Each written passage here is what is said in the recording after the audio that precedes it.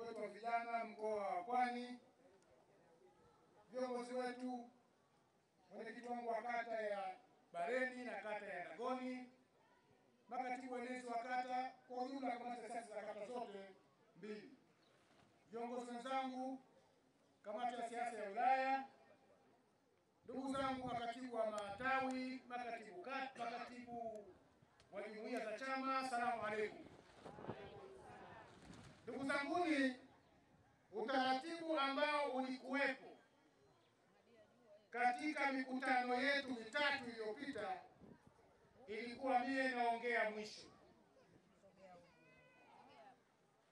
lakini leo katibu mwenezi akataka mie niongee mwanzo, alafu niulize maswali mwisho nikiwa mwenyekiti wa Chama cha Mapinduzi. Hapa naongea nikiwa kama meneja kampeni wa 2025.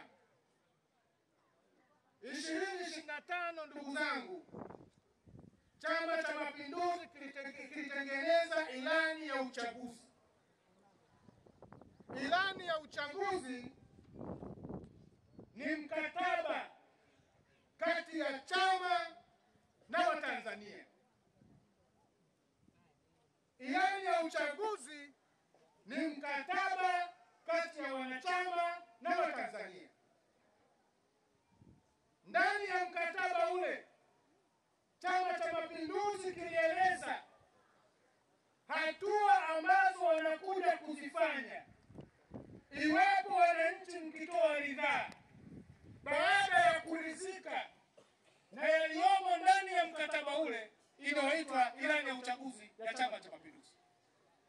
Mkisharidhika na ile bidhaa ambayo CCM watawaletea, mkisharidhika na ule mkataba kati yenu na chama mtakapowaletea, wananchi nyie wote baada ya kuridhika huko mkakichague Chama cha Mapinduzi.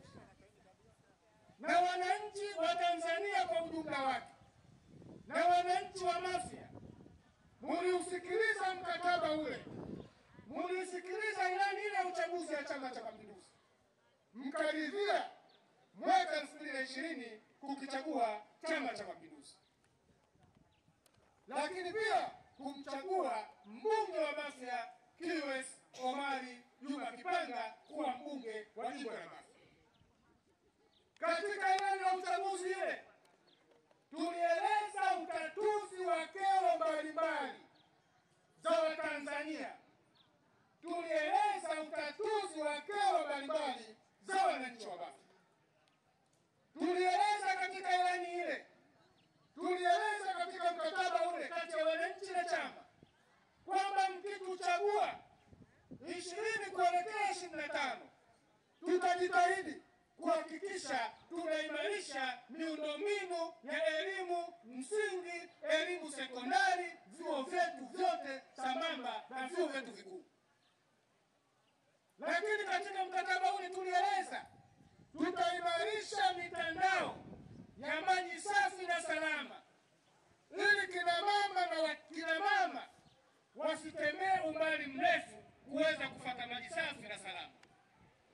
Na katika mkataba ule tukaweka nukta ya kumtua mama ndoo ya maji kichwani, kwa maana ya kwamba mama asitembee zaidi ya kilomita 1 kupata maji safi na salama. Katika mkataba ule, tulieleza namna ya kuimarisha huduma za afya sambamba na kumfanya mama mjamzito ujauzito na wakati wa kujifungua isiwe kikwazo cha kupoteza maisha yake. Mama Samia Suluhu Hassan akatuelekeza katika serikali ya awamu hii iwe mama mjamzito kushika mimba isiwe matatizo, bali iwe kwake furaha. Tukatengeneza utaratibu kupitia maelekezo ya ilani ile ya kuimarisha huduma za mama wakati wa kujifungua, kuimarisha huduma za mtoto wakati anazaliwa, ndani ya ilani ya uchaguzi ya Chama cha Mapinduzi, ndani ya mkataba kati ya wananchi na chama chao, Chama cha Mapinduzi. Katika mkataba ule tulieleza namna ya kuimarisha miundombinu ya barabara zetu, barabara zilizo chini ya TARURA kwa maana barabara za vijijini, lakini barabara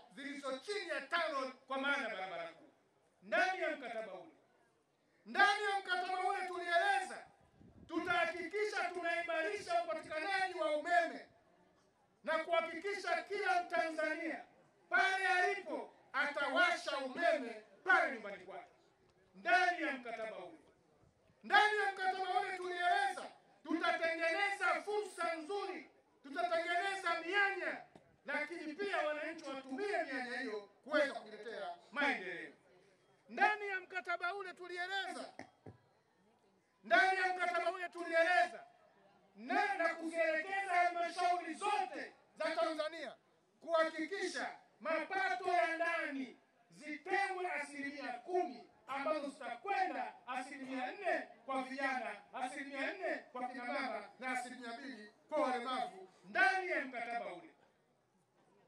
Tumemchagua mbunge tukamkabidhi mkataba ule. Leo mbunge anakuja kueleza yale ambayo Chama cha Mapinduzi kupitia mkataba ule kiliweka ahadi chama na wananchi wake. Kwa jukumu la mheshimiwa mbunge leo ni kuja kueleza utekelezaji wa mkataba ule wa 2025 kati ya Watanzania na Chama cha Mapinduzi, kati ya wananchi wa Mafia na Chama cha Mapinduzi. Kwa sauti hii na kauli hii ni kuomba mheshimiwa mbunge uje sasa ueleze makubaliano kati ya chama na wananchi, ukiwa kama mwakilishi wa wananchi. Je, yametekelezwa ama la? Uje wafahamishe kazi ambayo Chama cha Mapinduzi imetekeleza baada ya kukubalika kwa mkataba ule na wananchi wa Mafia, lakini pia wananchi wa Tanzania. Karibu sana mheshimiwa mbunge.